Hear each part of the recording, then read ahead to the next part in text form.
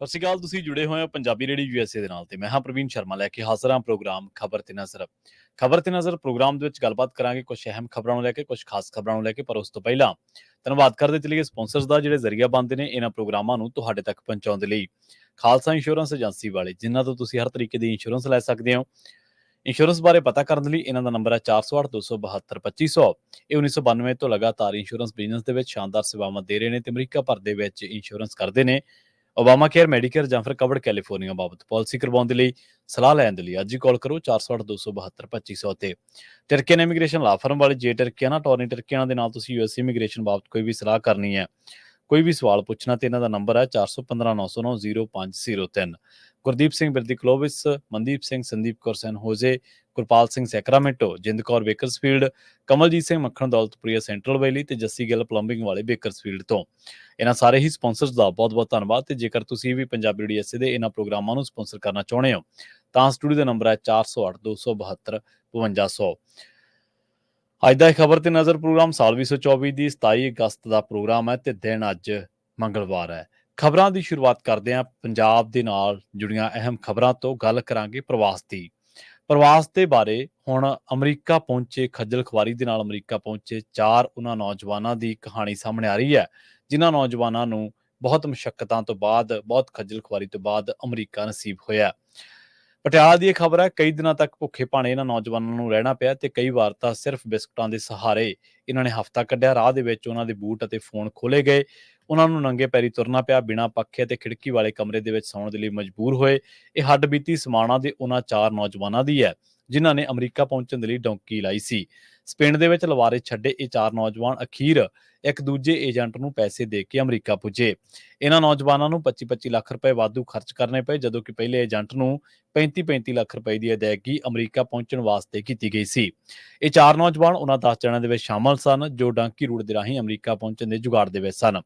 ਪੰਜਾਬੀ ਨੌਜਵਾਨਾਂ ਨੂੰ ਡਾਂਕੀ ਜਾਂ ਫਿਰ ਕਿਸੇ ਹੋਰ ਗੈਰ ਕਾਨੂੰਨੀ ਢੰਗ ਦੇ ਨਾਲ ਵਿਦੇਸ਼ ਜਾਣ ਦੀ ਕੋਸ਼ਿਸ਼ ਨਾ ਕਰਨ ਦੀ ਸਲਾਹ ਦਿੰਦਿਆਂ ਇਹਨਾਂ ਨੌਜਵਾਨਾਂ ਨੇ ਆਪਣੀ ਹੱਡਬੀਤੀ ਸੁਣਾਈ ਹੈ। ਉਹਨਾਂ ਕਿਹਾ ਕਿ ਸਾਡੇ ਕੋਲ ਨਾ ਕੱਪੜੇ ਸੀ, ਨਾ ਖਾਣਾ ਸੀ ਤੇ ਨਾ ਹੀ ਬਿਜਲੀ। ਹਰ 2 ਦਿਨਾਂ ਬਾਅਦ ਸਾਨੂੰ ਦੱਸਿਆ ਜਾਂਦਾ ਸੀ ਕਿ ਵੀਜ਼ਾ ਪਰਮਿਟ ਦੇ ਵਿੱਚ ਦੇਰੀ ਹੋ ਰਹੀ ਹੈ। ਉਧਰ ਪੁਲਿਸ ਨੇ ਕਿਹਾ ਕਿ ਇਹਨਾਂ ਨੌਜਵਾਨਾਂ ਗਗਨਪ੍ਰੀਤ ਸਿੰਘ, ਹਰਵਿੰਦਰ ਸਿੰਘ, ਜੁਗਰਾਜ ਸਿੰਘ ਅਤੇ ਗੁਰਵਿੰਦਰ ਸਿੰਘ ਦੇ ਮਾਪਿਆਂ ਦੇ ਸ਼ਿਕਾਇਤ ਦੇ ਆਧਾਰ ਤੇ ਸਮਾਣਾ ਸਥਿਤ ਇੱਕ ਟਰੈਵਲ ਏਜੰਟ ਦੇ ਨਾਲ ਰਾਬਤਾ ਕਾਇਮ ਕੀਤਾ ਸੀ। ਏਜੰਟ ਨੇ ਇਹਨਾਂ ਨੂੰ ਭਰੋਸਾ ਦਿੱਤਾ ਸੀ ਕਿ ਉਹ 4 ਨੂੰ ਅਮਰੀਕਾ ਦੇ ਵਿੱਚ ਵਰਕ ਵੀਜ਼ਾ ਯਕੀਨੀ ਬਣਾਏਗਾ। ਮਾਪਿਆਂ ਨੇ ਪੁਲਿਸ ਨੂੰ ਦੱਸਿਆ ਕਿ ਮੁਲਜ਼ਮ ਨੇ ਕਿਹਾ ਕਿ ਉਹ 4 ਨੂੰ 35-35 ਲੱਖ ਰੁਪਏ ਲੈ ਕੇ 2 ਮਹੀਨਿਆਂ ਦੇ ਅੰਦਰ ਅਮਰੀਕਾ ਭੇਜ ਦੇਵੇਗਾ। ਫਰਵਰੀ 2023 ਦੇ ਵਿੱਚ ਮੁਲਜ਼ਮ ਨੂੰ 2 ਲੱਖ ਰੁਪਏ ਤੇ ਪਾਸਪੋਰਟ ਦਿੱਤੇ। ਮਾਪਿਆਂ ਨੇ ਆਪਣੇ ਬੱਚਿਆਂ ਨੂੰ ਅਮਰੀਕਾ ਵਸਾਉਣ ਦੇ ਲਈ ਜ਼ਮੀਨ ਅਤੇ ਗਹਿਣੇ ਤੱਕ ਵੇਚ ਦਿੱਤੇ। ਏਜੰਟ ਨੇ ਨੌਜਵਾਨਾਂ ਦੇ ਖਾਣ ਪੀਣ ਅਤੇ ਰਹਿਣ ਦੇ ਪ੍ਰਬੰਧ ਦਾ ਵੀ ਭਰੋਸਾ ਦਿੱਤਾ। ਬੜੀ ਮੁਸ਼ਕਲ ਦੇ ਨਾਲ ਇੱਕ ਫੋਨ ਦਾ ਪ੍ਰਬੰਧ ਹੋ ਸਕਿਆ ਅਤੇ ਕਰੀਬ 1 ਮਹੀਨੇ ਤੋਂ ਬਾਅਦ ਸਮੇਂ ਤੋਂ ਬਾਅਦ ਇਹਨਾਂ ਨੌਜਵਾਨਾਂ ਦੀ ਆਪਣੇ ਮਾਪਿਆਂ ਦੇ ਨਾਲ ਗੱਲਬਾਤ ਹੋ ਸਕੀ ਤਾਂ ਹਕੀਕਤ ਸਾਹਮਣੇ ਆਈ। ਉਧਰ ਦੂਜੇ ਪਾਸੇ ਪਟਿਆਲਾ ਦੇ ਐਸਐਸਪੀ ਨਾਨਕ ਸਿੰਘ ਨੇ ਕਿਹਾ ਕਿ ਮਨੁੱਖੀ ਤਸਕਰੀ ਦੇ ਵਿੱਚ ਸ਼ਾਮਲ ਕਿਸੇ ਵੀ ਏਜੰਟ ਨੂੰ ਛੱਡਿਆ ਨਹੀਂ ਜਾਵੇਗਾ। ਉਹਨਾਂ ਨੇ ਕਿਹਾ ਕਿ ਆਪਣੇ ਬੱਚਿਆਂ ਦੀ ਅਸਲ ਹਾਲਤ ਬਾਰੇ ਪਤਾ ਲੱਗਦਿਆਂ ਹੀ ਮਾਪਿਆਂ ਨੇ ਮੁਲਜ਼ਮ ਏਜੰਟ ਦੇ ਨਾਲ ਰਾਬਤਾ ਕਰਨ ਦੀ ਕੋਸ਼ਿਸ਼ ਕੀਤੀ ਸੀ, ਪਰ ਉਹਨੇ ਮਿਲਣ ਤੋਂ ਨਾ ਕਰ ਦਿੱਤੀ। ਇਸ ਮਗਰੋਂ ਮਾਪੇ ਦੂਜੇ ਏਜੰਟ ਨੂੰ ਮਿਲੇ ਜਿਸ ਨੇ ਅਮਰੀਕਾ ਦੇ ਵਿੱਚ ਵਰਕ ਵੀਜ਼ੇ ਦੇ ਲਈ ਪ੍ਰਤੀ ਨੌਜਵਾਨ 25 ਲੱਖ ਰੁਪਏ ਮੰਗੇ। ਉਹਨਾਂ ਕਿਹਾ ਕਿ ਜਾਂਚ ਦੇ ਦੌਰਾਨ ਪਤਾ ਲੱਗੇਗਾ ਕਿ ਕਿੰਨੇ ਲੋਕਾਂ ਨੂੰ ਡਾਂਕੀ ਰੂਟ ਦੇ ਰਾਹੀਂ ਭੇਜਿਆ ਗਿਆ। ਗੱਲ ਕਰਦਾ ਝੋਨੇ ਦੇ ਸੀਜ਼ਨ ਦੀ। ਪੰਜਾਬ ਸਰਕਾਰ ਨੇ ਚੌਲਾਂ ਦੀ ਮੂਵਮੈਂਟ ਦੇ ਲਈ ਕੇਂਦਰ ਸਰਕਾਰ ਤੋਂ ਵਾਧੂ ਰੇਲਵੇ ਰੈਕ ਮੰਗੇ ਨੇ ਤਾਂ ਜੋ ਆਗਾਮੀ ਝੋਨੇ ਦੀ ਖਰੀਦ ਲਈ ਅਨਾਜ ਭੰਡਾਰਨ ਦੀ ਜਗ੍ਹਾ ਬਣਾਈ ਜਾ ਸਕੇ। ਅਗਲੇ ਸੀਜ਼ਨ ਦੇ ਵਿੱਚ ਕਰੀਬ 1 ਮਹੀਨੇ ਦਾ ਸਮਾਂ ਬਚਿਆ ਤੇ ਇਧਰ ਪੰਜਾਬ ਦੇ ਚੌਲ ਮਿਲਰਾਂ ਨੇ ਸੰਘਰਸ਼ ਦਾ ਬਿਗਲ ਵਜਾ ਦਿੱਤਾ ਹੈ। ਸੂਬਾ ਸਰਕਾਰ ਨੇ ਇਹਨਾਂ ਮਿਲਰਾਂ ਦੀਆਂ ਮੁਸ਼ਕਲਾਂ ਤੋਂ ਕੇਂਦਰ ਨੂੰ ਜਾਣੂ ਕਰਵਾਇਆ। ਖੁਰਾਕ ਅਤੇ ਸਪਲਾਈ ਮੰਤਰੀ ਅਤੇ ਵਿਭਾਗ ਦੇ ਪ੍ਰਮੁੱਖ ਸਕੱਤਰ ਨੇ ਕੇਂਦਰ ਸਰਕਾਰ ਨੂੰ ਪੱਤਰ ਲਿਖੇ ਨੇ। ਖੁਰਾਕ ਤੇ ਸਪਲਾਈ ਮੰਤਰੀ ਗੁਲਾਲ ਚੰਦ ਕਟਾਰੂ ਚੱਕ ਨੇ ਕੇਂਦਰੀ ਖਪਤਕਾਰ ਮਾਮਲੇ, ਖੁਰਾਕ ਅਤੇ ਜਨਤਕ ਵੰਡ ਮੰਤਰੀ ਪ੍ਰਹਿਲਾਦ ਜੋਸ਼ੀ ਨੂੰ ਹੁਣ ਇੱਕ ਪੱਤਰ ਭੇਜ ਕੇ ਦੱਸਿਆ ਕਿ ਆਗਾਮੀ ਸਾਉਣੀ ਦੇ ਮੰਡੀਕਰਨ ਸੀਜ਼ਨ 2024-25 ਦੇ ਵਿੱਚ ਝੋਨੇ ਦੀ ਖਰੀਦ 1 ਅਕਤੂਬਰ ਤੋਂ ਸ਼ੁਰੂ ਹੋਣੀ ਹੈ ਅਤੇ ਅਕਤੂਬਰ 2024 ਤੋਂ ਮਾਰਚ 2025 ਤੱਕ ਕਰੀਬ 120 ਤੋਂ ਲੈ ਕੇ 125 ਲੱਖ ਮੀਟ੍ਰਿਕ ਟਨ ਚੌਲਾਂ ਦੇ ਲਈ ਜਗ੍ਹਾ ਦੀ ਲੋੜ ਪੈਣੀ ਹੈ। ਪਰ ਪਿਛਲੇ ਸੀਜ਼ਨ 2023-24 ਦਾ ਕਰੀਬ 5.5 ਲੱਖ ਮੀਟ੍ਰਿਕ ਟਨ ਚੌਲ ਹਾਲੇ ਵੀ ਪੰਜਾਬ ਦੇ ਗੋਦਾਮਾਂ ਦੇ ਵਿੱਚ ਪਿਆ। ਉਹਨਾਂ ਕਿਹਾ ਕਿ ਪਿਛਲੇ ਸੀਜ਼ਨ ਦਾ 125 ਲੱਖ ਮੀਟ੍ਰਿਕ ਟਨ ਕੇਂਦਰੀ ਪੂਲ ਦੇ ਵਿੱਚ ਡਿਲੀਵਰ ਕੀਤਾ ਜਾਣਾ ਸੀ, ਜਿਸ ਦੇ ਵਿੱਚੋਂ 95% ਡਿਲੀਵਰ ਕੀਤਾ ਜਾ ਚੁੱਕਿਆ ਹੈ। ਪੰਜਾਬ ਦੇ ਚੌਲ ਮਿਲ ਮਾਲਕਾਂ ਨੇ ਜਗ੍ਹਾ ਦੀ ਕਮੀ ਕਰਕੇ ਐਤਕੀ ਚੌਲ ਹਰਿਆਣਾ ਦੇ ਵਿੱਚ ਵੀ ਡਿਲੀਵਰ ਕੀਤਾ ਹੈ। ਪਿਛਲੇ 4 ਮਹੀਨਿਆਂ ਤੋਂ ਚੌਲਾਂ ਦੀ ਡਿਲੀਵਰੀ ਤੇ ਮਾੜਾ ਅਸਰ ਪੈ ਰਿਹਾ ਹੈ। ਉਹਨਾਂ ਮੰਗ ਕੀਤੀ ਹੈ ਕਿ ਪੰਜਾਬ ਨੂੰ ਵਾਧੂ ਰੈਕ ਦਿੱਤੇ ਜਾਣ ਅਤੇ ਭਾਰਤੀ ਖੁਰਾਕ ਨਿਗਮ ਸੂਬੇ ਦੇ ਵਿੱਚ ਅਗਲੀ ਫਸਲ ਦੇ ਲਈ ਜਗ੍ਹਾ ਦਾ ਫੌਰੀ ਪ੍ਰਬੰਧ ਕਰੇ। ਪੰਜਾਬ ਦੇ ਵਿੱਚ ਕਰੀਬ 5500 ਚੌਲ ਮਿਲਾਂ ਨੇ ਅਤੇ ਪਿਛਲੇ ਸਮੇਂ ਦੇ ਵਿੱਚ ਇਹ ਸਨਅਤ ਦੇ ਵਿੱਚ ਕਾਫੀ ਪਸਾਰ ਹੋਇਆ ਹੈ। ਹੁਣ ਜਦੋਂ ਅਨਾਜ ਭੰਡਾਰਨ ਦੀ ਮੁਸ਼ਕਲ ਖੜੀ ਹੋ ਗਈ ਤਾਂ ਚੌਲ ਮਿਲਰਾਂ ਦੇ ਸਿਰ ਵੱਡੀ ਵਿਪਤਾ ਆਣ ਪਈ ਹੈ। ਇਹਨਾਂ ਮਿਲਰਾਂ ਨੂੰ ਇਸ ਵਰੇ ਵੱਡੇ ਘਾਟੇ ਪੈ ਗਏ ਨੇ ਤੇ ਇਸ ਕਰਕੇ ਅਗਲੇ ਵਰੇ ਸਨਅਤ ਦੇ ਵਧਣ ਫੁੱਲਣ ਨੂੰ ਬ੍ਰੇਕ ਲੱਗ ਜਾਵੇਗੀ। ਅਗਲੀ ਖਬਰ ਦੇ ਵੱਲ ਵਧੀਏ ਤੇ ਗੱਲ ਕਰੀਏ ਪੰਜਾਬ ਕੈਬਨਿਟ ਦੀ। ਪੰਜਾਬ ਦੇ ਮੁੱਖ ਮੰਤਰੀ ਭਗਵੰਤ ਮਾਨ ਵੱਲੋਂ ਭਲਕੇ ਪੰਜਾਬ ਮੰਤਰੀ ਮੰਡਲ ਦੀ ਮੀਟਿੰਗ ਸੱਦੀ ਗਈ ਹੈ। ਇਹ ਮੀਟਿੰਗ 29 ਅਗਸਤ ਨੂੰ ਸਵੇਰੇ 11 ਵਜੇ ਪੰਜਾਬ ਸਿਵਲ ਸਕੱਤਰੇਤ ਬਿਲਡਿੰਗ ਨੰਬਰ 1 ਚੰਡੀਗੜ੍ਹ ਦੇ ਵਿੱਚ ਦੂਜੀ ਮੰਜ਼ਿਲ ਤੇ ਹੋਵੇਗੀ। ਹਾਲਾਂਕਿ ਸੂਬਾ ਸਰਕਾਰ ਵੱਲੋਂ ਐਮਰਜੈਂਸੀ ਦੇ ਵਿੱਚ ਸੱਦੀ ਗਈ ਮੀਟਿੰਗ ਦਾ ਏਜੰਡਾ ਜਨਤਕ ਨਹੀਂ ਕੀਤਾ ਗਿਆ, ਪਰ ਜਾਣਕਾਰੀ ਦੇ ਮੁਤਾਬਕ 2 ਸਤੰਬਰ ਤੋਂ ਸ਼ੁਰੂ ਹੋਣ ਵਾਲੇ ਪੰਜਾਬ ਵਿਧਾਨ ਸਭਾ ਦੇ ਮੌਨਸੂਨ ਇਜਲਾਸ ਦੇ ਵਿੱਚ ਸੂਬਾ ਸਰਕਾਰ ਵੱਲੋਂ ਕਈ ਬਿੱਲ ਲਿਆਉਣ ਦੀ ਤਿਆਰੀ ਹੈ, ਜਿਨ੍ਹਾਂ ਨੂੰ ਇਸ ਮੀਟਿੰਗ ਦੇ ਵਿੱਚ ਮਨਜ਼ੂਰੀ ਦਿੱਤੀ ਜਾਵੇਗੀ। ਸਰਕਾਰ ਵੱਲੋਂ ਪਿਛਲੀ ਮੀਟਿੰਗ ਦੇ ਵਿੱਚ ਕਈ ਬਿੱਲਾਂ ਨੂੰ ਪ੍ਰਵਾਨਗੀ ਦੇ ਦਿੱਤੀ ਗਈ ਸੀ, ਪਰ ਹੁਣ ਸੂਬਾ ਸਰਕਾਰ ਹੋਰ ਕਿ ਨਵੇਂ ਬਿੱਲ ਲਿਆਉਣ ਦੀ ਤਿਆਰੀ ਕਰ ਰਹੀ ਹੈ। ਗੱਲ ਕਰਦੇ ਹਾਂ ਸਿੱਧੂ ਮੂਸੇਵਾਲਾ ਕਤਲ ਮਾਮਲੇ ਦੇ ਵਿੱਚ ਸੀਆਈਏ ਸਟਾਫ ਦੀ ਹਿਰਾਸਤ ਦੇ ਵਿੱਚੋਂ ਸਿੱਧੂ ਮੂਸੇਵਾਲਾ ਕਤਲ ਕੇਸ ਦੇ ਮੁਲਜ਼ਮ ਗੈਂਗਸਟਰ ਦੀਪਕ ਉਰਫ ਟੀਨੂ ਦੇ ਫਰਾਰ ਹੋਣ ਦੀ। ਮਾਨਸਾ ਪੁਲਿਸ ਦੇ ਸੀਆਈਏ ਸਟਾਫ ਦੀ ਹਿਰਾਸਤ ਦੇ ਵਿੱਚ ਸਿੱਧੂ ਮੂਸੇਵਾਲਾ ਕਤਲ ਕੇਸ ਦੇ ਮੁਲਜ਼ਮ ਗੈਂਗਸਟਰ ਦੀਪਕ ਉਰਫ ਟੀਨੂ ਦੇ ਫਰਾਰ ਹੋਣ ਤੋਂ ਕਰੀਬ 2 ਸਾਲ ਬਾਅਦ ਜ਼ਿਲ੍ਹਾ ਅਦਾਲਤ ਨੇ ਤਤਕਾਲੀ ਸੀਆਈਏ ਇੰਚਾਰਜ ਪ੍ਰਿਤਪਾਲ ਸਿੰਘ ਸਣੇ 10 ਮੁਲਜ਼ਮਾਂ ਦੇ ਖਿਲਾਫ ਦੋਸ਼ ਆਇਦ ਕੀਤੇ ਨੇ। ਬਰਖਾਸਤ ਐਸਆਈ ਦੇ ਖਿਲਾਫ ਭਾਰਤੀ ਦੰਡਾਵਲੀ ਆਈਪੀਸੀ ਦੀ ਧਾਰਾ 216 ਅਪਰਾਧੀਆਂ ਨੂੰ ਪਨਾਹ ਦੇਣ ਵਾਲੇ ਅਤੇ 120 ਅਪਰਾਧਿਕ ਸਾਜ਼ਿਸ਼ ਅਤੇ ਆਰਮਜ਼ ਐਕਟ ਦੀ ਧਾਰਾ 25 ਦੇ ਤਹਿਤ 10 ਜਣਾਂ ਦੇ ਖਿਲਾਫ ਦੋਸ਼ ਆਇਦ ਕੀਤੇ ਗਏ ਨੇ। ਪ੍ਰਿਤਪਾਲ ਸਿੰਘ, ਦੀਪਕ ਟੀਨੂ, ਜਤਿੰਦਰ ਕੌਰ ਉਰਫ ਜੋਤੀ, ਕੁਲਦੀਪ ਸਿੰਘ ਕੋਹਲੀ, ਰਾਜਵੀਰ ਕਜਾਮਾ, ਰਜਿੰਦਰ ਸਿੰਘ ਉਰਫ ਗੋਰਾ, ਬਿੱਟੂ, ਸਰਬਜੋਤ ਸਿੰਘ ਚਿਰਾਗ ਅਤੇ ਸੁਨੀਲ ਕੁਮਾਰ ਲੋਹੀਆ ਸ਼ਾਮਲ ਨੇ। ਅਦਾਲਤ ਨੇ ਮੁਲਜ਼ਮ ਦੀ ਰਿਹਾਈ ਦੀ ਅਰਜ਼ੀ ਖਾਰਜ ਕਰ ਦਿੱਤੀ ਹੈ। ਅਦਾਲਤ ਨੇ ਸਰਬਜੋਤ ਸਿੰਘ ਦੇ ਖਿਲਾਫ ਗੈਰ ਜ਼ਮਾਨਤੀ ਵਾਰੰਟ ਵੀ ਜਾਰੀ ਕੀਤੇ ਨੇ, ਜੋ ਕਿ ਜ਼ਮਾਨਤ ਹੈ ਪਰ ਸੁਣਵਾਈ ਤੋਂ ਬਚਿਆ ਹੋਇਆ ਹੈ। ਅਦਾਲਤ ਨੇ ਕੁਲਦੀਪ ਸਿੰਘ ਕੋਹਲੀ ਵੱਲੋਂ ਡਿਸਚਾਰਜ ਦੀ ਮੰਗ ਸੰਬੰਧੀ ਦਾਇਰ ਅਰਜ਼ੀਆਂ ਨੂੰ ਵੀ ਖਾਰਜ ਕਰ ਦਿੱਤਾ ਹੈ। ਅਦਾਲਤ ਨੇ ਇਸਤਗਾਸਾ ਪੱਖ ਦੇ ਸਬੂਤਾਂ ਤੇ ਸੁਣਵਾਈ ਸ਼ੁਰੂ ਕਰਨ ਦੇ ਲਈ ਇਸ ਮਾਮਲੇ ਦੀ ਸੁਣਵਾਈ 5 ਸਤੰਬਰ ਤੈਅ ਕੀਤੀ ਹੈ। ਵਧਦੇ ਹਾਂ ਨੂਰਪੁਰ ਬੇਟ ਦੇ ਵੱਲ। ਸਤਲੁਜ ਦਰਿਆ ਤੇ ਬਣੀ ਇਸ ਨਗਰ ਨਿਗਮ ਨੇ ਕਈ ਸਾਲ ਪਹਿਲਾਂ ਸਮਾਰਟ ਸਿਟੀ ਮਿਸ਼ਨ ਦੇ ਤਹਿਤ 7.5 ਕਰੋੜ ਰੁਪਏ ਤੋਂ ਵੱਧ ਲਾਗਤ ਨਾਲ ਪਿੰਡ ਨੂਰਪੁਰ ਬੇਟ ਦੇ ਵਿੱਚ ਇੱਕ ਮਾਡਰਨ ਕਾਰਕਸ ਪਲਾਂਟ ਬਣਾਇਆ ਸੀ, ਪਰ ਲੋਕ ਰੋਹ ਕਰਕੇ ਪਿਛਲੇ 3 ਸਾਲਾਂ ਤੋਂ ਇਹ ਪਲਾਂਟ ਚਾਲੂ ਨਹੀਂ ਹੋ ਸਕਿਆ। ਇਹ ਪਲਾਂਟ ਦੇ ਬਾਹਰ ਨੇੜਲੇ 12 ਪਿੰਡਾਂ ਦੇ ਲੋਕ ਜਨਵਰੀ ਮਹੀਨੇ ਤੋਂ ਲਗਾਤਾਰ ਧਰਨਾ ਦੇ ਰਹੇ ਨੇ। ਲੋਕਾਂ ਦਾ ਕਹਿਣਾ ਹੈ ਕਿ ਇਸ ਪਲਾਂਟ ਦੇ ਚਾਲੂ ਹੋਣ ਦੇ ਨਾਲ ਉਹਨਾਂ ਦੇ ਪਿੰਡਾਂ ਦੇ ਵਿੱਚ ਬਿਮਾਰੀਆਂ ਫੈਲਣ ਦਾ ਖਦਸ਼ਾ ਹੈ ਤੇ ਇਸ ਦੇ ਨਾਲ ਜ਼ਮੀਨੀ ਤੇ ਪਾਣੀ ਦੂਸ਼ਿਤ ਹੋਵੇਗਾ ਤੇ ਵਾਤਾਵਰਨ ਖਰਾਬ ਹੋਵੇਗਾ। ਲੋਕਾਂ ਦਾ ਕਹਿਣਾ ਹੈ ਕਿ ਉਹਨਾਂ ਦੇ ਜਵਾਕਾਂ ਨੂੰ ਰਿਸ਼ਤੇ ਨਹੀਂ ਹੋਣਗੇ ਤੇ ਜ਼ਮੀਨਾਂ ਦੇ ਭਾਅ ਡਿੱਗ ਜਾਣਗੇ, ਪਰ ਪ੍ਰਸ਼ਾਸਨ ਨੇ ਜਿੰਨੇ ਵਾਰ ਜ਼ਬਰਦਸਤੀ ਇਸ ਪਲਾਂਟ ਨੂੰ ਚਾਲੂ ਕਰਵਾਉਣ ਦੀ ਕੋਸ਼ਿਸ਼ ਕੀਤੀ ਹੈ ਤਾਂ ਪਿੰਡ ਵਾਸੀਆਂ ਨੇ ਡਟ ਕੇ ਵਿਰੋਧ ਕੀਤਾ ਤੇ ਪ੍ਰਸ਼ਾਸਨ ਨੂੰ ਕਾਮਯਾਬੀ ਨਹੀਂ ਮਿਲੀ। ਸਤਲੁਜ ਦਰਿਆ ਤੇ ਬਣੀ ਹੱਡਾ ਰੋੜੀ ਨੂੰ ਖਤਮ ਕਰਨ ਦੇ ਲਈ ਨਗਰ ਨਿਗਮ ਨੇ ਕਈ ਸਾਲ ਪਹਿਲਾਂ ਸਮਾਰਟ ਸਿਟੀ ਮਿਸ਼ਨ ਦੇ ਤਹਿਤ 7 ਕਰੋੜ 98 ਲੱਖ ਰੁਪਏ ਦੀ ਲਾਗਤ ਦੇ ਨਾਲ ਪਿੰਡ ਨੂਰਪੁਰ ਬੇਟ ਦੇ ਵਿੱਚ ਇੱਕ ਮਾਡਰਨ ਕਾਰਕਸ ਪਲਾਂਟ ਬਣਾਇਆ ਸੀ, ਪਰ ਲੋਕ ਰੋਹ ਕਰਕੇ ਇਹ ਪਿਛਲੇ 3 ਸਾਲਾਂ ਤੋਂ ਚਾਲੂ ਨਹੀਂ ਹੋ ਸਕਿਆ। ਹੁਣ ਪਿਛਲੇ ਦਿਨੀ ਐਨਜੀਟੀ ਦੇ ਵਿੱਚ ਐਨਜੀਓ ਤੇ ਵਾਤਾਵਰਣ ਪ੍ਰੇਮੀਆਂ ਵੱਲੋਂ ਪਲਾਂਟ ਚਾਲੂ ਕਰਨ ਦੇ ਲਈ ਪਾਈ ਗਈ ਪਟੀਸ਼ਨ ਤੇ ਜ਼ਿਲ੍ਹਾ ਪ੍ਰਸ਼ਾਸਨ ਅਤੇ ਨਗਰ ਨਿਗਮ ਦੇ ਅਫਸਰਾਂ ਨੇ ਰਿਪੋਰਟ ਦਿੱਤੀ ਹੈ ਕਿ ਪਿੰਡ ਵਾਸੀ ਪਲਾਂਟ ਦਾ ਵਿਰੋਧ ਕਰ ਰਹੇ ਨੇ, ਇਸ ਕਰਕੇ ਪਲਾਂਟ ਨੂੰ ਚਾਲੂ ਨਹੀਂ ਕੀਤਾ ਜਾ ਸਕਦਾ। ਪ੍ਰਸ਼ਾਸਨ ਨੇ ਆਪਣੀ ਰਿਪੋਰਟ ਦੇ ਵਿੱਚ ਲਿਖਿਆ ਕਿ ਹੁਣ ਇਸ ਪਲਾਂਟ ਦੀ ਥਾਂ ਨੂੰ ਤਬਦੀਲ ਕਰਨ ਦੀ ਤਿਆਰੀ ਕਰ ਰਹੇ ਨੇ ਤੇ ਇਸ ਦੇ ਲਈ ਠੇਕੇਦਾਰ ਕੋਲੋਂ ਐਸਟੀਮੇਟ ਤਿਆਰ ਕਰਵਾਇਆ ਜਾ ਰਿਹਾ ਹੈ ਕਿ ਇਸ ਪਲਾਂਟ ਨੂੰ ਤਬਦੀਲ ਕਰਨ ਦੇ ਲਈ ਕਿੰਨਾ ਖਰਚਾ ਆਏਗਾ। ਨਗਰ ਨਿਗਮ ਦੇ ਅਧਿਕਾਰੀ ਨੇ ਕਿਹਾ ਕਿ ਪਲਾਂਟ ਨੂੰ ਤਾਜਪੁਰ ਰੋਡ ਸਥਿਤ ਕੂੜੇ ਵਾਲੀ ਥਾਂ ਦੇ ਨੇੜੇ ਤਬਦੀਲ ਕਰਨ ਦੀ ਤਿਆਰੀ ਹੈ। ਪਿੰਡ ਰਸੂਲਪੁਰ ਦੇ ਸਾਬਕਾ ਸਰਪੰਚ ਬਲਬੀਰ ਸਿੰਘ ਨੇ ਦੱਸਿਆ ਕਿ ਇਸ ਪਲਾਂਟ ਦੇ ਲਈ ਆਲੇ ਦੁਆਲੇ ਦੇ ਪਿੰਡਾਂ ਦੇ ਲੋਕਾਂ ਦੀ ਜ਼ਿੰਦਗੀ ਨਰਕ ਹੋ ਜਾਵੇਗੀ ਅਤੇ ਉਹ ਕਿਸੇ ਵੀ ਕੀਮਤ ਤੇ ਇਸ ਪਲਾਂਟ ਨੂੰ ਚੱਲਣ ਨਹੀਂ ਦੇਣਗੇ। ਉਹਨਾਂ ਕਿਹਾ ਕਿ ਉਹ ਜੋਧਪੁਰ ਦੇ ਵਿੱਚ ਲੱਗੇ ਪਲਾਂਟ ਨੂੰ ਦੇਖ ਕੇ ਆਏ ਨੇ, ਜਿਸ ਦੇ 6 ਕਿਲੋਮੀਟਰ ਦੇ ਘੇਰੇ ਦੇ ਵਿੱਚ ਲੋਕਾਂ ਦੀ ਜ਼ਿੰਦਗੀ ਬਹੁਤ ਖਰਾਬ ਹੈ। ਜੋਧਪੁਰ ਦੱਸਿਆ ਜਾ ਰਿਹਾ ਕਿ ਭਾਰਤ ਦੇ ਵਿੱਚ ਤੀਜਾ ਪਲਾਂਟ ਹੈ। ਜੋਧਪੁਰ ਅਤੇ ਦਿੱਲੀ ਤੋਂ ਬਾਅਦ ਇਹ ਪਲਾਂਟ ਲੁਧਿਆਣਾ ਦੇ ਵਿੱਚ ਲਾਇਆ ਗਿਆ, ਜਿਸ ਦੇ ਵਿੱਚ 150 ਤੋਂ ਵੱਧ ਮਰੇ ਪਸ਼ੂਆਂ ਦੇ ਪਿੰਜਰਾਂ ਦਾ ਪ੍ਰਬੰਧਨ ਕੀਤਾ ਜਾਣਾ ਸੀ। ਉਹਨਾਂ ਇਹ ਵੀ ਦੱਸਿਆ ਕਿ ਇਹ ਵੀ ਪਤਾ ਲੱਗਿਆ ਕਿ ਪਲਾਂਟ ਨੂੰ ਤਬਦੀਲ ਕੀਤਾ ਜਾ ਰਿਹਾ, ਪਰ ਉਹ ਚਾਹੁੰਦੇ ਨੇ ਕਿ ਤਬਦੀਲ ਕਰਨ ਤੋਂ ਪਹਿਲਾਂ ਉੱਥੇ ਦੀ ਸਟੱਡੀ ਪੂਰੀ ਕੀਤੀ ਜਾਵੇ ਤਾਂ ਜੋ ਨੂਰਪੁਰ ਵਾਂਗ ਵੀ ਉੱਥੇ ਹਾਲਾਤ ਖਰਾਬ ਨਾ ਹੋਣ। ਗੱਲ ਕਰਦੇ ਹਾਂ ਪੰਜਾਬ ਕਾਂਗਰਸ ਪਾਰਟੀ ਦੇ ਸੀਨੀਅਰ ਆਗੂ ਅਤੇ ਵਿਰੋਧੀ ਧਿਰ ਦੇ ਨੇਤਾ ਪ੍ਰਤਾਪ ਸਿੰਘ ਬਾਜਵਾ ਦੇ ਬਿਆਨ ਦੀ। ਉਹਨਾਂ ਨੇ ਮੁੱਖ ਮੰਤਰੀ ਭਗਵੰਤ ਮਾਨ ਵੱਲੋਂ ਜਲੰਧਰ ਦੇ ਵਿੱਚ ਪਹਿਲੀ ਆਜ਼ਾਦੀ ਲੜਾਈ ਤੋਂ ਵੀ ਪੁਰਾਣੇ ਮਕਾਨ ਦੇ ਵਿੱਚ ਰਹਿਣ ਸੰਬੰਧੀ ਸਵਾਲ ਚੁੱਕੇ ਨੇ। ਉਹਨਾਂ ਨੇ ਕਿਹਾ ਕਿ 2022 ਦੀਆਂ ਵਿਧਾਨ ਸਭਾ ਚੋਣਾਂ ਤੋਂ ਪਹਿਲਾਂ ਮੁੱਖ ਮੰਤਰੀ ਭਗਵੰਤ ਮਾਨ ਆਮ ਲੋਕਾਂ ਵਰਗੀ ਜ਼ਿੰਦਗੀ ਜਿਉਣ ਦਾ ਦਾਅਵਾ ਕਰਦੇ ਸਨ, ਪਰ ਚੋਣਾਂ ਜਿੱਤਣ ਮਗਰੋਂ ਉਹਨਾਂ ਨੇ ਆਪਣਾ ਅਸਲੀ ਰੰਗ ਦਿਖਾ ਦਿੱਤਾ ਹੈ। ਉਹਨਾਂ ਕਿਹਾ ਕਿ ਹੁਣ ਮੁੱਖ ਮੰਤਰੀ ਨੇ ਜਲੰਧਰ ਦੇ ਵਿੱਚ 11 ਏਕੜ ਰਕਬੇ ਦੇ ਵਿੱਚ 1857 ਦੀ ਪਹਿਲੀ ਆਜ਼ਾਦੀ ਲੜਾਈ ਤੋਂ ਵੀ ਪੁਰਾਣੇ ਬਣੇ ਮਕਾਨ ਦੇ ਵਿੱਚ ਰਹਿ ਕੇ ਆਲੀਸ਼ਾਨ ਸ਼ਾਹੀ ਜ਼ਿੰਦਗੀ ਜਿਉਣ ਦੇ ਆਪਣੇ ਸੁਪਨੇ ਨੂੰ ਪੂਰਾ ਕਰਨ ਦੇ ਲਈ ਤਿਆਰੀ ਕਰ ਲਈ ਹੈ। ਗੱਲ ਕਰਦੇ ਹਾਂ ਆਸਟ੍ਰੇਲੀਆ ਦੀ। ਆਸਟ੍ਰੇਲੀਆ ਨਵੇਂ ਆਉਣ ਵਾਲੇ ਕੌਮਾਂਤਰੀ ਵਿਦਿਆਰਥੀਆਂ ਦੀ ਗਿਣਤੀ ਤੇ ਪਾਬੰਦੀਆਂ ਲਗਾਉਣ ਜਾ ਰਿਹਾ ਹੈ। ਅਸਲ ਦੇ ਵਿੱਚ ਦੇਸ਼ ਦੀ ਸਮੁੱਚੀ ਆਬਾਦੀ ਨੂੰ ਕੋਵਿਡ ਮਹਾਮਾਰੀ ਤੋਂ ਪਹਿਲਾਂ ਦੇ ਪੱਧਰ ਉੱਤੇ ਲਿਆਉਣ ਦੀ ਕੋਸ਼ਿਸ਼ ਦੇ ਵੱਲ ਹੀ ਇੱਕ ਕਦਮ ਹੈ। ਆਸਟ੍ਰੇਲੀਆ ਦੁਨੀਆ ਦੇ ਉਹਨਾਂ ਦੇਸ਼ਾਂ ਦੇ ਵਿੱਚੋਂ ਇੱਕ ਹੈ ਜਿੱਥੇ ਜਾਣ ਨੂੰ ਕੌਮਾਂਤਰੀ ਵਿਦਿਆਰਥੀ ਤਰਜੀਹ ਦਿੰਦੇ ਨੇ, ਪਰ ਨਵੇਂ ਦਾਖਲਿਆਂ ਦੀ ਗਿਣਤੀ 2025 ਦੇ ਲਈ 2,70,000 ਤੱਕ ਸੀਮਿਤ ਕਰ ਦਿੱਤੀ ਗਈ ਹੈ। ਸਰਕਾਰ ਨੇ ਐਲਾਨ ਕੀਤਾ ਹੈ ਕਿ ਹਰੇਕ ਉੱਚ ਸਿੱਖਿਆ ਸੰਸਥਾਨ ਨੂੰ ਇੱਕ ਅਲੱਗ ਨਿਰਧਾਰਤ ਅੰਕੜਾ ਦਿੱਤਾ ਜਾਵੇਗਾ। ਵੋਕੇਸ਼ਨਲ ਸਿੱਖਿਆ ਤੇ ਸਿਖਲਾਈ ਦੇਣ ਵਾਲਿਆਂ ਉੱਤੇ ਇਸ ਕਟੌਤੀ ਦਾ ਅਸਰ ਸਭ ਤੋਂ ਵੱਧ ਹੋਵੇਗਾ, ਪਰ ਆਸਟ੍ਰੇਲੀਆ ਸਰਕਾਰ ਨੇ ਇਸ ਨੂੰ ਸਿੱਖਿਆ ਖੇਤਰ ਦੇ ਵਿੱਚ ਗੁਣਵੱਤਾ ਲਿਆਉਣ ਵਾਲਾ ਅਤੇ ਇਸ ਖੇਤਰ ਨੂੰ ਲੰਬੇ ਸਮੇਂ ਤੱਕ ਚਲਾਉਣ ਵਾਲਾ ਫੈਸਲਾ ਦੱਸਿਆ ਹੈ। 2024 ਦੇ ਸ਼ੁਰੂਆਤੀ ਸਰਕਾਰੀ ਅੰਕੜਿਆਂ ਦੇ ਮੁਤਾਬਕ ਆਸਟ੍ਰੇਲੀਆ ਦੇ ਵਿੱਚ ਤਕਰੀਬਨ 7,17,500 ਕੌਮਾਂਤਰੀ ਵਿਦਿਆਰਥੀ ਨੇ। ਕਿ ਸਿੱਖਿਆ ਮੰਤਰੀ ਜੇਸਨ ਕਲੇਅਰ ਨੇ ਮੰਨਿਆ ਕਿ ਕੋਵਿਡ ਮਹਾਮਾਰੀ ਦੇ ਦੌਰਾਨ ਉੱਚ ਸਿੱਖਿਆ ਪ੍ਰਣਾਲੀ ਬੁਰੇ ਤਰੀਕੇ ਦੇ ਨਾਲ ਪ੍ਰਭਾਵਿਤ ਹੋਈ ਹੈ, ਜਿਸ ਦੌਰ ਦੇ ਵਿੱਚ ਆਸਟ੍ਰੇਲੀਆ ਸਰਕਾਰ ਨੇ ਵਿਦੇਸ਼ੀ ਵਿਦਿਆਰਥੀਆਂ ਨੂੰ ਵਾਪਸ ਭੇਜ ਦਿੱਤਾ ਸੀ ਅਤੇ ਸਰਹੱਦ ਪਾਰ ਕਰਨ ਉੱਤੇ ਸਖਤੀ ਕਰ ਦਿੱਤੀ ਸੀ। ਉਹਨਾਂ ਕਿਹਾ ਕਿ ਹਾਲਾਂਕਿ ਯੂਨੀਵਰਸਿਟੀਆਂ ਦੇ ਵਿੱਚ ਕੌਮਾਂਤਰੀ ਵਿਦਿਆਰਥੀਆਂ ਦੀ ਗਿਣਤੀ ਹੁਣ ਕੋਵਿਡ-19 ਦੇ ਸਮੇਂ ਦੇ ਮੁਕਾਬਲੇ 10% ਤੋਂ ਵੱਧ ਹੈ, ਜਦਕਿ ਪ੍ਰਾਈਵੇਟ ਵੋਕੇਸ਼ਨਲ ਅਤੇ ਸਿਖਲਾਈ ਸੰਸਥਾਵਾਂ ਦੇ ਵਿੱਚ ਗਿਣਤੀ 50% ਤੱਕ ਵਧੀ ਹੈ। ਕਲੇਅਰ ਨੇ ਕਿਹਾ ਕਿ ਵਿਦਿਆਰਥੀ ਵਾਪਸ ਆ ਗਏ ਨੇ, ਪਰ ਨਾਲ ਹੀ ਧੋਖਾਧੜੀ ਵਾਲੇ ਲੋਕ ਵੀ।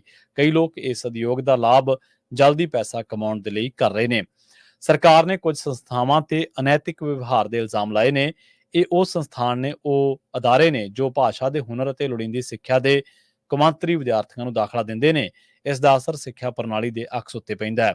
ਇਸ ਤਰੀਕੇ ਦੇ ਨਾਲ ਪੜ੍ਹਾਈ ਦੇ ਵਿੱਚ ਦਿਲਚਸਪੀ ਨਾ ਰੱਖਣ ਵਾਲੇ ਲੋਕ ਵੀ ਵਿਦਿਆਰਥੀਆਂ ਵਜੋਂ ਦੇਸ਼ ਦੇ ਵਿੱਚ ਆ ਜਾਂਦੇ ਨੇ। ਕਲੀਅਰ ਕਹਿੰਦੇ ਨੇ ਕਿ ਹੁਣ ਇਹ ਸਿਸਟਮ ਗੜਬੜਾ ਚੁੱਕਿਆ ਤੇ ਇਸ ਸੁਧਾਰ ਦੇ ਲਈ ਇਸ ਨੂੰ ਬਿਹਤਰ ਅਤੇ ਨਿਰਪੱਖ ਬਣਾਉਣ ਦੇ ਲਈ ਕਦਮ ਚੁੱਕੇ ਜਾਣਗੇ। ਇਹਨਾਂ ਹੀ ਨਹੀਂ, ਉਹਨਾਂ ਨੇ ਕਿਹਾ ਕਿ ਇਹ ਸਿਸਟਮ ਆਉਣ ਵਾਲੇ ਸਮੇਂ ਦੇ ਵਿੱਚ ਹੋਰ ਸਥਾਈ ਪੱਧਰ ਉੱਤੇ ਕੰਮ ਕਰਨ ਦੇ ਲਈ ਤਿਆਰ ਕੀਤਾ ਗਿਆ। ਕਲੀਅਰ ਦਾ ਇਹ ਵੀ ਕਹਿਣਾ ਕਿ ਆਸਟ੍ਰੇਲੀਆ ਦੇ ਵਿੱਚ ਆਬਾਦੀ ਦੇ ਵਾਧੇ ਨੇ ਮੌਜੂਦਾ ਰਿਹਾਇਸ਼ ਅਤੇ ਬੁਨਿਆਦੀ ਢਾਂਚੇ ਦੀਆਂ ਸਮੱਸਿਆਵਾਂ ਨੂੰ ਵਧਾ ਦਿੱਤਾ ਹੈ। ਸਰਕਾਰ ਨੇ ਪਹਿਲਾਂ ਹੀ ਕੌਮਾਂਤਰੀ ਵਿਦਿਆਰਥੀਆਂ ਦੇ ਲਈ ਸਖਤ ਘੱਟੋ-ਘੱਟ ਅੰਗਰੇਜ਼ੀ ਭਾਸ਼ਾ ਮੁਹਾਰਤ ਮਾਪਦੰਡ ਨਿਰਧਾਰਤ ਕੀਤੇ ਸਨ। ਇਸ ਤੋਂ ਇਲਾਵਾ ਵਿਦਿਆਰਥੀ ਵੀਜ਼ਾ ਦੇ ਲਈ ਆਉਣ ਵਾਲੀਆਂ ਅਰਜ਼ੀਆਂ ਦੀ ਵੀ ਵਧੇਰੇ ਜਾਂਚ ਦਾ ਐਲਾਨ ਕੀਤਾ ਹੈ, ਪਰ ਇਸ ਦੇ ਬਾਵਜੂਦ ਵੱਡੀ ਗਿਣਤੀ ਅਜਿਹੇ ਵਿਦਿਆਰਥੀਆਂ ਨੂੰ ਵੀਜ਼ਾ ਦਿੱਤਾ ਜਾਂਦਾ ਸੀ ਜਿਨ੍ਹਾਂ ਦਾ ਮਕਸਦ ਪੜ੍ਹਾਈ ਨਾ ਹੋ ਕੇ ਆਸਟ੍ਰੇਲੀਆ ਦੇ ਵਿੱਚ ਪ੍ਰਵਾਸ ਕਰਨਾ ਹੀ ਸੀ। 2025 ਦੇ ਵਿੱਚ ਪਬਲਿਕ ਯੂਨੀਵਰਸਿਟੀਆਂ ਦੇ ਵਿੱਚ ਦਾਖਲਿਆਂ ਦੀ ਗਿਣਤੀ 1,45,000 ਤੱਕ ਕੀਤੀ ਜਾਵੇਗੀ। ਇਹ ਅੰਕੜਾ 2023 ਦੇ ਅੰਕੜਿਆਂ ਦੇ ਨਾਲ ਮੇਲ ਖਾਂਦਾ ਹੈ, ਜਦਕਿ ਵੋਕੇਸ਼ਨਲ ਸਿੱਖਿਆ ਤੇ ਸਿਖਲਾਈ ਸੰਸਥਾਵਾਂ 95,000 ਤੱਕ ਸੀਮਤ ਰਹਿਣਗੀਆਂ। ਪ੍ਰਾਈਵੇਟ ਯੂਨੀਵਰਸਿਟੀਆਂ ਤੇ ਗੈਰ ਯੂਨੀਵਰਸਿਟੀ ਉੱਚ ਸਿੱਖਿਆ ਸੰਸਥਾਵਾਂ 30,000 ਨਵੇਂ ਕੌਮਾਂਤਰੀ ਵਿਦਿਆਰਥੀਆਂ ਨੂੰ ਦਾਖਲ ਕਰਨ ਦੇ ਯੋਗ ਹੋਣਗੀਆਂ। ਕਲੀਅਰ ਨੇ ਅੱਗੇ ਕਿਹਾ ਕਿ ਨੀਤੀ ਦੇ ਵਿੱਚ ਕੌਮਾਂਤਰੀ ਵਿਦਿਆਰਥੀਆਂ ਦੇ ਲਈ ਰਿਹਾਇਸ਼ ਬਣਾਉਣ ਦੇ ਲਈ ਯੂਨੀਵਰਸਿਟੀਆਂ ਨੂੰ ਉਤਸ਼ਾਹਿਤ ਕਰਨਾ ਵੀ ਸ਼ਾਮਲ ਹੋਵੇਗਾ। ਉਧਰ ਦੂਜੇ ਪਾਸੇ ਜੇਕਰ ਕੈਨੇਡਾ ਦੀ ਗੱਲ ਕਰੀਏ ਤਾਂ ਕੈਨੇਡਾ ਨੇ ਵੀ ਆਪਣੀਆਂ ਇਮੀਗ੍ਰੇਸ਼ਨ ਨੀਤੀਆਂ ਦੇ ਵਿੱਚ ਤੇ ਅਸਥਾਈ ਵਿਦੇਸ਼ੀ ਕਾਮਿਆਂ ਦੇ ਪ੍ਰੋਗਰਾਮ ਦੇ ਵਿੱਚ ਤੇ ਸਥਾਈ ਵਾਸੀਆਂ ਦੀ ਗਿਣਤੀ ਨੂੰ ਘਟਾਉਣ ਦੀ ਸਕੀਮ ਦਾ ਐਲਾਨ ਕੀਤਾ। ਲੰਘੇ ਸੋਮਵਾਰ ਟਰੂਡੋ ਨੇ ਸੋਸ਼ਲ ਮੀਡੀਆ ਰਾਹੀਂ ਪੋਸਟ ਦੇ ਉੱਤੇ ਇਹ ਜਾਣਕਾਰੀ ਸਾਂਝੀ ਕੀਤੀ ਸੀ ਕਿ ਹੁਣ ਲੇਬਰ ਮਾਰਕੀਟ ਬਦਲ ਗਈ ਹੈ। ਇਸ ਜਾਣਕਾਰੀ ਦੇ ਵਿੱਚ ਉਹਨਾਂ ਨੇ ਲਿਖਿਆ ਸੀਗਾ ਕਿ ਅਸੀਂ ਕੈਨੇਡਾ ਦੇ ਵਿੱਚ ਘੱਟ ਤਨਖਾਹ ਉੱਤੇ ਆਉਣ ਵਾਲੇ ਅਸਥਾਈ ਵਿਦੇਸ਼ੀ ਕਾਮਿਆਂ ਦੀ ਗਿਣਤੀ ਨੂੰ ਘਟਾ ਰਹੇ ਹਾਂ।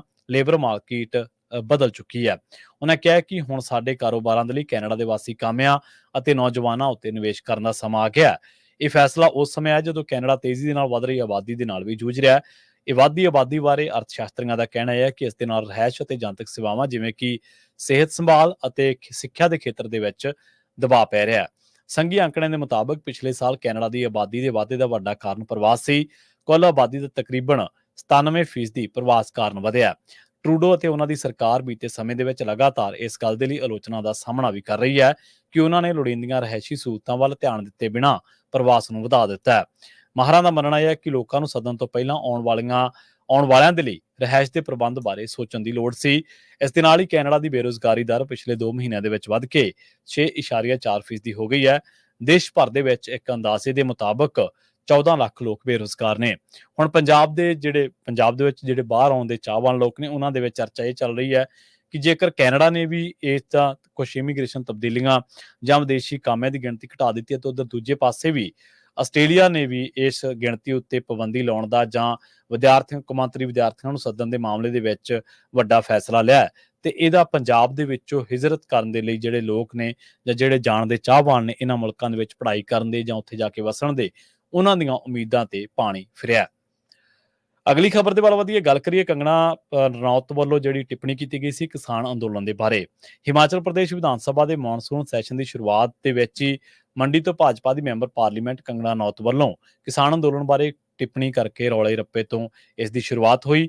ਇਸੇ ਦੌਰਾਨ ਸੱਤਾਧਾਰੀ ਅਤੇ ਵਿਰੋਧੀ ਧਿਰ ਭਾਜਪਾ ਦੇ ਵਿਚਾਲੇ ਤਿੱਖੀ ਬਹਿਸ ਹੋਈ। ਵਿਰੋਧੀ ਧਿਰ ਦੇ ਨੇਤਾ ਅਤੇ ਸਾਬਕਾ ਮੁੱਖ ਮੰਤਰੀ ਜੈਰਾਮ ਠਾਕੁਰ ਨੇ ਕਾਨੂੰਨ ਅਤੇ ਵਿਵਸਥਾ ਦੇ ਮੁੱਦੇ ਤੇ ਚਰਚਾ ਦੀ ਮੰਗ ਕੀਤੀ। ਹੰਗਾਮੇ ਦੇ ਦੌਰਾਨ ਵਿਰੋਧੀ ਧਿਰ ਦੇ ਮੈਂਬਰਾਂ ਨੇ ਨਾਅਰੇਬਾਜ਼ੀ ਕਰਦਿਆਂ ਵਾਕਆਊਟ ਕਰ ਦਿੱਤਾ। ਸੰਸਦੀ ਮਾਮਲਿਆਂ ਬਾਰੇ ਮੰਤਰੀ ਹਰਸ਼ਵਰਧਨ ਚੌਹਾਨ ਨੇ ਕੰਗਣਾ ਦੀ ਟਿੱਪਣੀ ਦੀ ਨਿੰਦਾ ਕਰਨ ਵਾਲਾ ਮਤਾ ਪੇਸ਼ ਕੀਤਾ ਸੀ। ਉਹਨਾਂ ਨੇ ਕਿਹਾ ਕਿ ਕੰਗਣਾ ਦੀ ਟਿੱਪਣੀ ਪੂਰੇ ਦੇਸ਼ ਦੇ ਕਿਸਾਨਾਂ ਦਾ ਅਪਮਾਨ ਹੈ। ਵਿਰੋਧੀ ਧਿਰ ਸਦਨ ਤੋਂ ਬਾਹਰ ਹੋ ਗਈ ਹੈ, ਪਰ ਅਸੀਂ ਇਸ ਮੁੱਦੇ ਤੇ ਭਾਜਪਾ ਦਾ ਸਟੈਂਡ ਜਾਣਨਾ ਚਾਹੁੰਦੇ ਹਾਂ। ਕਿਸਾਨਾਂ ਨੂੰ ਬਲਾਤਕਾਰੀ ਕਹਿਣਾ ਅਤੇ ਅੱਤਵਾਦੀ ਕਹਿਣਾ ਮੰਦਭਾਗਾ ਹੈ। ਸਦਨ ਨੂੰ ਇਸ ਤੇ ਬਹਿਸ ਕਰਨੀ ਚਾਹੀਦੀ ਹੈ ਅਤੇ ਕਿਸਾਨਾਂ ਦੇ ਵਿਰੁੱਧ ਇਸ ਤਰ੍ਹਾਂ ਦੀਆਂ ਇਤਰਾਜ਼ਯੋਗ ਟਿੱਪਣੀਆਂ ਦੀ ਨਿੰਦਾ ਕਰਨੀ ਚਾਹੀਦੀ ਹੈ। ਵਿਰੋਧੀ ਧਿਰ ਦੇ ਨੇਤਾ ਠਾਕੁਰ ਨੇ ਕਿਹਾ ਕਿ ਸਾਡੀ ਪਾਰਟੀ ਪਹਿਲਾਂ ਹੀ ਇਸ ਦੀ ਨਿੰਦਾ ਕਰ ਚੁੱਕੀ ਹੈ, ਇਸ ਦੇ ਲਈ ਇਸ ਨੂੰ ਸਦਨ ਦੇ ਵਿੱਚ ਨਹੀਂ ਸੀ ਉਠਾਉਣਾ ਚਾਹੀਦਾ। ਇਸ ਦਾ ਸਿਆਸੀਕਰਨ ਬਿਲਕੁਲ ਨਹੀਂ ਸੀ ਕੀਤਾ ਜਾਣਾ ਚਾਹੀਦਾ। ਗੱਲ ਕਰਦੇ ਹਾਂ ਕੇਜਰੀਵਾਲ ਦੀ। ਦਿੱਲੀ ਦੀ ਅਦਾਲਤ ਨੇ ਆਬਕਾਰੀ ਨੀਤੀ ਘੁਟਾਲੇ ਦੇ ਨਾਲ ਜੁੜੇ ਭ੍ਰਿਸ਼ਟਾਚਾਰ ਦੇ ਮਾਮਲੇ ਦੇ ਵਿੱਚ ਮੁੱਖ ਮੰਤਰੀ ਅਰਵਿੰਦ ਕੇਜਰੀਵਾਲ ਦੀ ਨਿਆਇਕ ਹਿਰਾਸਤ 3 ਸਤੰਬਰ ਤੱਕ ਵਧਾ ਦਿੱਤੀ ਹੈ। ਨਿਆਇਕ ਹਿਰਾਸਤ ਦੀ ਮਿਆਦ ਖਤਮ ਹੋਣ ਤੋਂ ਬਾਅਦ ਕੇਜਰੀਵਾਲ ਨੂੰ ਵੀਡੀਓ ਕਾਨਫਰੰਸ ਦੇ ਰਾਹੀਂ ਵਿਸ਼ੇਸ਼ ਜੱਜ ਕਵੇਰੀ ਬਵੇਜਾ ਦੀ ਅਦਾਲਤ ਦੇ ਵਿੱਚ ਪੇਸ਼ ਕੀਤਾ ਗਿਆ ਸੀ, ਜਿੱਥੇ ਉਹਨਾਂ ਦੀ ਨਿਆਇਕ ਹਿਰਾਸਤ ਦੀ ਮਿਆਦ 3 ਸਤੰਬਰ ਤੱਕ ਵਧਾ ਦਿੱਤੀ ਗਈ ਹੈ। ਭਾਰਤੀ ਕ੍ਰਿਕਟ ਕੰਟਰੋਲ ਬੋਰਡ ਦੇ ਸਕੱਤਰ ਨੂੰ ਬਿਨਾਂ ਮੁਕਾਬਲੇ ਕੌਮਾਂਤਰੀ ਕ੍ਰਿਕਟ ਕੌਂਸਲ ICC ਦਾ ਅਗਲਾ ਚੇਅਰਮੈਨ ਚੁਣਿਆ ਗਿਆ ਹੈ। ਇਹ ਕੋਈ ਹੋਰ ਨਹੀਂ ਹੈ, ਇਹ ਅਮਿਤ ਸ਼ਾਹ ਦਾ ਮੁੰਡਾ ਜੈਸ਼ ਹੈ। ਇਸ ਅਹੁਦੇ ਦੇ ਲਈ ਉਹ ਇਕੱਲਾ ਹੀ ਉਮੀਦਵਾਰ ਬਚਿਆ ਸੀ। ICC ਨੇ ਇਸ ਦਾ ਐਲਾਨ ਕੀਤਾ ਹੈ। ਉਹ ਨਿਊਜ਼ੀਲੈਂਡ ਦੇ ਗ੍ਰੇਗ ਬਰਕਲੇ ਦੀ ਥਾਂ ਲਵੇਗਾ, ਜਿਨ੍ਹਾਂ ਨੇ ਲਗਾਤਾਰ ਤੀਜੀ ਵਾਰ ਦਾਅਵੇਦਾਰੀ ਨਾ ਪੇਸ਼ ਕਰਨ ਦਾ ਫੈਸਲਾ ਕੀਤਾ ਹੈ। ਕੇਂਦਰੀ ਗ੍ਰਹਿ ਮੰਤਰੀ ਅਮਿਤ ਸ਼ਾਹ ਦੇ ਪੁੱਤਰ ਜੈ ਸ਼ਾਹ ਦਸੰਬਰ ਦੇ ਵਿੱਚ ਇਹ ਅਹੁਦਾ ਸੰਭਾਲਣਗੇ। ਉਹ ਇਸ ਅਹੁਦੇ ਤੇ ਪਹੁੰਚਣ ਵਾਲੇ 5ਵੇਂ ਭਾਰਤੀ ਹੋਣਗੇ। ਸ਼ਾਹ ਨੇ ICC ਵੱਲੋਂ ਜਾਰੀ ਬਿਆਨ ਦੇ ਵਿੱਚ ਕਿਹਾ ਕਿ ਕੌਮਾਂਤਰੀ ਕ੍ਰਿਕਟ ਕੌਂਸਲ ਦੇ ਚੇਅਰਮੈਨ ਵਜੋਂ ਨਾਮਜ਼ਦ ਹੋਣ ਤੇ ਮੈਂ ਬਹੁਤ ਖੁਸ਼ ਹਾਂ ਤੇ ਲੋਕ ਇਹਨੂੰ ਸੋਸ਼ਲ ਮੀਡੀਆ ਤੇ ਟ੍ਰੋਲ ਵੀ ਕਰ ਰਹੇ ਨੇ। ਗੱਲ ਕਰਦੇ ਹਾਂ ਭ੍ਰਿਸ਼ਟਾਚਾਰ ਦੀ। ਕੋਈ ਸਮਾਂ ਸੀ ਜਦੋਂ ਪ੍ਰਧਾਨ ਮੰਤਰੀ ਨਰਿੰਦਰ ਮੋਦੀ ਨਾ ਖਾਊਂਗਾ ਨਾ ਖਾਣੇ ਦੂੰਗਾ ਵਾਲਾ ਸਿਆਸੀ ਨਾਰਾ ਨਿਜ਼ਾਮ ਦੀਆਂ ਰਗਾਂ ਦੇ ਵਿੱਚ ਸਮਾ ਚੁੱਕੇ ਭ੍ਰਿਸ਼ਟਾਚਾਰ ਦੇ ਖਿਲਾਫ ਲਾਮਬੰਦੀ ਦਾ ਪ੍ਰਤੀਕ ਬਣ ਗਿਆ ਸੀ। ਇਸ ਦਾ ਲਾਹਾ ਲੈ ਕੇ ਉਹ ਰਾਜਸੀ ਸੱਤਾ ਤੱਕ ਪਹੁੰਚੇ ਤੇ ਕਾਮਯਾਬ ਹੋਏ ਅਤੇ ਉਹਨਾਂ ਨੂੰ ਭ੍ਰਿਸ਼ਟਾਚਾਰ ਦੇ ਖਿਲਾਫ ਜਹਾਦ ਦੇ ਨਾਇਕ ਦੇ ਤੌਰ ਤੇ ਉਭਾਰਿਆ ਗਿਆ ਸੀ। ਪਰ ਪਿਛਲੇ ਕੁਝ ਸਮੇਂ ਦੇ ਵਿੱਚ ਹੀ ਕੁਝ ਅਜਿਹੀਆਂ ਘਟਨਾਵਾਂ ਵਾਪਰੀਆਂ ਨੇ ਜਿਨ੍ਹਾਂ ਦੇ ਵਿੱਚੋਂ ਭ੍ਰਿਸ਼ਟਾਚਾਰ ਦੀ ਬੋ ਨਹੀਂ ਆਉਂਦੀ, ਭ੍ਰਿਸ਼ਟਾਚਾਰ ਹੋਇਆ ਇਹ ਪੁਖਤਾ ਹੁੰਦਾ ਹੈ। ਲੰਘੇ ਦਿਨੀ ਛਤਰਪਤੀ ਸ਼ਿਵਾਜੀ ਦੀ ਮੂਰਤੀ ਡਿੱਗਣ ਅਤੇ ਨਵੀਂ ਦਿੱਲੀ ਦੇ ਵਿੱਚ ਨਵੇਂ ਸੰਸਦ ਭਵਨ ਦੀ ਛੱਤ ਦੇ ਵਿੱਚੋਂ ਮੀਂਹ ਦਾ ਪਾਣੀ ਚੋਣ ਜਿਹੀਆਂ ਘਟਨਾਵਾਂ ਵਾਪਰੀਆਂ ਤੇ ਇਹਦੇ ਨਾਲ ਰਾਮ ਮੰਦਿਰ ਦੇ ਨਿਰਮਾਣ ਦੇ ਦੌਰਾਨ ਵੀ ਕੁਝ ਕੁਤਾਹੀਆਂ ਸਾਹਮਣੇ ਆਈਆਂ। ਉਹਦੇ ਵਿੱਚ ਵੀ ਛੱਤ ਚੋ ਰਹੀ ਸੀ ਤੇ ਦਿੱਲੀ ਦੇ ਵਿੱਚ ਏਅਰਪੋਰਟ ਦੀ ਇਹ ਜਿਹੜੀ ਬਿਲਡਿੰਗ ਆ ਇੱਕ, ਉਹਦੀ ਬਹੁਤ ਵੱਡਾ ਹਿੱਸਾ ਡਿੱਗ ਪਿਆ ਸੀ। ਇਹਨਾਂ ਸਾਰੀਆਂ ਹੀ ਇਮਾਰਤਾਂ ਦਾ ਉਦਘਾਟਨ ਪ੍ਰਧਾਨ ਮੰਤਰੀ ਨਰਿੰਦਰ ਮੋਦੀ ਨੇ ਕੀਤਾ ਸੀ ਤੇ ਇਸੇ ਕਰਕੇ ਹੁਣ ਇਹਨਾਂ ਦੇ ਉੱਪਰ ਵਾਪਰੀਆਂ ਘਟਨਾਵਾਂ ਕਰਕੇ ਇਸ ਦਾਅਵੇ ਦੇ ਉੱਪਰ ਪਰਛਾਵਾਂ ਪੈ ਗਿਆ ਕਿ ਨਾ ਖਾਊਂਗਾ ਨਾ ਖਾਣੇ ਦੂੰਗਾ ਦੇ ਵਾਲੇ ਰਾਜ ਦੇ ਵਿੱਚ ਹੋ ਕੀ ਰਿਹਾ ਤੇ ਬਹੁ ਪ੍ਰਚਾਰਿਤ ਮੋਦੀ ਮਾਡਲ ਦੀਆਂ ਡਗਮਗਾ ਰਹੀਆਂ ਨੀਹਾਂ ਬੇਨਕਾਬ ਹੋ ਚੁੱਕੀਆਂ ਨੇ। ਦੱਸਿਆ ਜਾ ਰਿਹਾ ਹੈ ਕਿ ਸਾਲ ਕੁ ਪਹਿਲਾਂ ਮਹਾਰਾਸ਼ਟਰ ਦੇ ਸਿੰਧ ਦੁਰਗ ਦੇ ਵਿੱਚ ਛਤਰਪਤੀ ਸ਼ਿਵਾਜੀ ਮਹਾਰਾਜ ਦੀ 35 ਫੁੱਟ ਉੱਚੀ ਮੂਰਤੀ ਦਾ ਧੂਮ ਧੜੱਕੇ ਦੇ ਨਾਲ ਉਦਘਾਟਨ ਖੁਦ ਨਰਿੰਦਰ ਮੋਦੀ ਨੇ ਕੀਤਾ ਸੀ। ਇਸ ਦੀ ਹਾਲਤ ਬੁਰੀ ਹੋ ਚੁੱਕੀ ਹੈ। ਇਸ ਦੇ ਨਟ ਬੋਲਟਾਂ ਨੂੰ ਜੰਗ ਨੇ ਖਾ ਲਿਆ। ਇਹ ਬੱਜਰ ਗਲਤੀ ਨਾ ਕੇਵਲ ਮਾੜੇ ਕੰਮ ਦੀ ਮਿਸਾਲ ਹੈ, ਸਗੋਂ ਇਹ ਪ੍ਰਮੁੱਖ ਸਰਕਾਰੀ ਪ੍ਰੋਜੈਕਟਾਂ ਦੇ ਵਿੱਚ ਫੈਲੇ ਭ੍ਰਿਸ਼ਟਾਚਾਰ ਦਾ ਵੀ ਪ੍ਰਤੀਕ ਹੈ। ਠੇਕੇਦਾਰ ਜੋ ਕਿ ਸੱਤਾ ਦੇ ਵਿੱਚ ਬੈਠੇ ਲੋਕਾਂ ਦੇ ਨਾਲ ਜੁੜਿਆ ਹੋਇਆ ਸੀ, ਉਸ ਨੂੰ ਮਿਲੀ ਭੁਗਤ, ਧੋਖਾਧੜੀ ਤੇ ਲੋਕਾਂ ਦੀ ਜਾਨ ਨੂੰ ਖਤਰੇ ਦੇ ਵਿੱਚ ਪਾਉਣ ਦਾ ਦੋਸ਼ੀ ਮੰਨਿਆ ਗਿਆ।